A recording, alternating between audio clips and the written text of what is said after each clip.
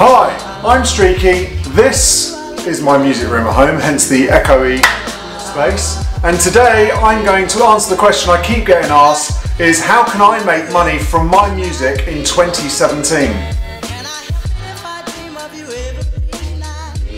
So I get asked the question a lot, how can people make money from their music? I deal with a lot of people, different types of clients every day. And one of the main ways I know that they make money from their music is through syncs and licensing it to people.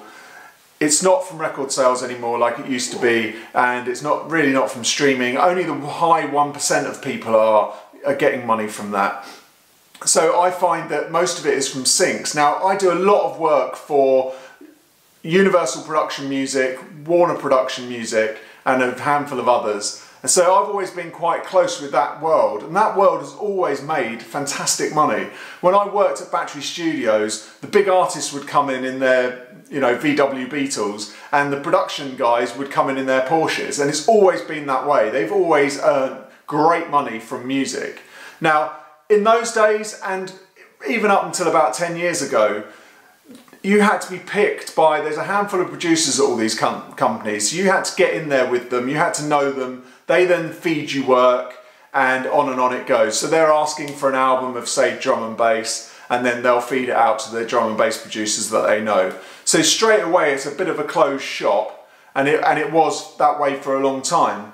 Now, these days, that's all changed. Yes, that still happens. You still need to know the producers if you want to write for Universal and if you want to write for Warner's and blah, blah, blah. But I personally don't think that is the way to go. I would be sending my music to vloggers. Now, if you go to there's a vlogger called Casey Neistat. He uses a guy called Andrew Applepie who just sent his music to Casey Neistat. Casey Neistat gets 7 million views per video.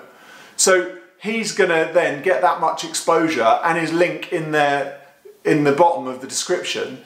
He's now got a fully fledged sync career from just that one vlogger. Now, if I was writing music, that's exactly what I would do. I would make such a big deal of my name within the world of vloggers, anybody trying to, looking for royalty-free music. There's about 100 different production music websites where you can upload your music for free, Audio Network, Audio Jungle, to name a couple. I would send my music to vloggers direct. I would be selling my music via any website I can, but I would really build a name for myself in production music.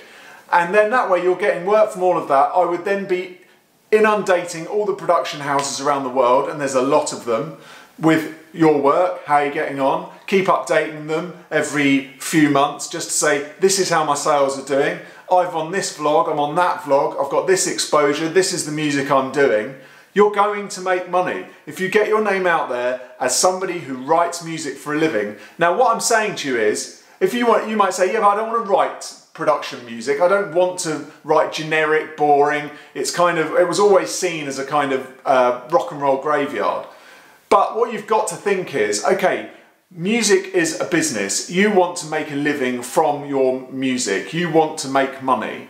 So what you need to do is think, okay, well, I've got these tracks, they're my commercial tracks, they sound great. But you know that when you're writing music, there's loads of stuff that you write that never gets used. So there might be little beds, there might be little noises. You might do a little sample library that you sell on. You might do just some drones from a backing track you were doing, or this backing track didn't work, but so it's just sitting there. Okay, put that to one side and then upload that to Audio Network, or upload that to another site, or just keep it as a little package. You can then package it all up, go to a production house and say, here's an album, would you like to buy it? If the top tier don't want to buy it, work your way down until the fact you're putting it online for free, and then you're pointing vloggers to it, you're pointing people to your website. There's a guy called bensound.com.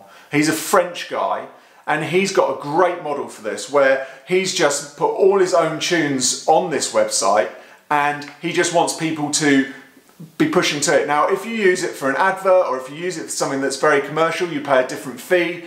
But he has licensing fees for all the different things. If you want it free, you can have it free, but if you want to pay, you can make donations. It's just making money from your music. It's using modern creative ways to make money from your music. Whether or not it's being released in a top commercial level, whether you've then got a load of production music going out there with one of the major labels, and then you've got loads of other weird stuff that nobody else wanted just floating out there. This is just, all these little streams will all end up in a river for you to earn some money out of your music. Now, I hope that's helped. Please let me know in the comments if you've got any questions, or if you've got any exciting ways how you're making money from your music in 2017. Thanks for watching. Please subscribe and press the bell so that I can harass you every time I upload one of these. Thanks for watching. Bye.